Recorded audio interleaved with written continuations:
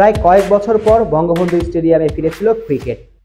তবে কোনো ম্যাচ খেলার জন্য নয়, আসন্ন বিশ্বকাপের আগে ক্রিকেটারদের ফিটনেস যাচাই বাছাই করতে মুশফিক, মাহমুদুল্লাহ রিয়াদ, তানজিম হাসান সাকিব, শরীফুলদের দেশের জাতীয় স্টেডিয়ামে আগমন।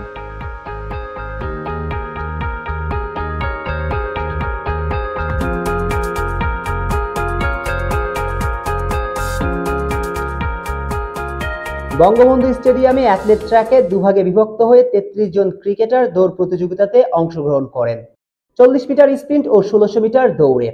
শান্ত, তানজিম, সাকিবদের এই দৌড় প্রতিযোগিতাতে কে প্রথম হয়েছেন, কে দ্বিতীয়, এমন প্রশ্ন মনে উকি দিয়েছে, তাই তো।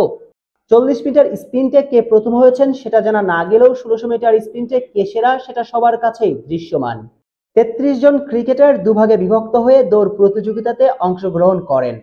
সেজন্য সঙ্গত কারণেই ১৬০০ মিটার স্প্রিন্টে দুজন ছিলেন সেরা। এই দুই গ্রুপের মধ্যে মিরাজদের গ্রুপের প্রতিযোগিতা ছিল জমজমাট।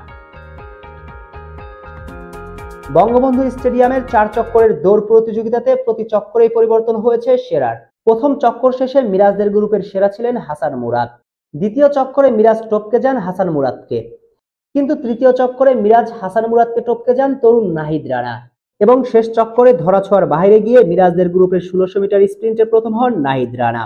অপরদিকে শান্তদের গ্রুপে প্রথম চক্করে সবার আগে ছিলেন শেখ মেহেদী হাসান।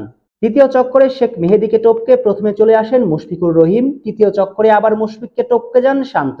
তবে চতুর্থ চক্করে মুশফিককে পিছন ফেলে শান্তদের গ্রুপের প্রথম হন তানজিম হাসান সাকিব। বরাবরই ফিটনেস ট্রেনিং এ দুর্দান্ত তানজিম হাসান সাকিব এদিনও তার ফিটনেসের প্রমাণ দিয়েছেন।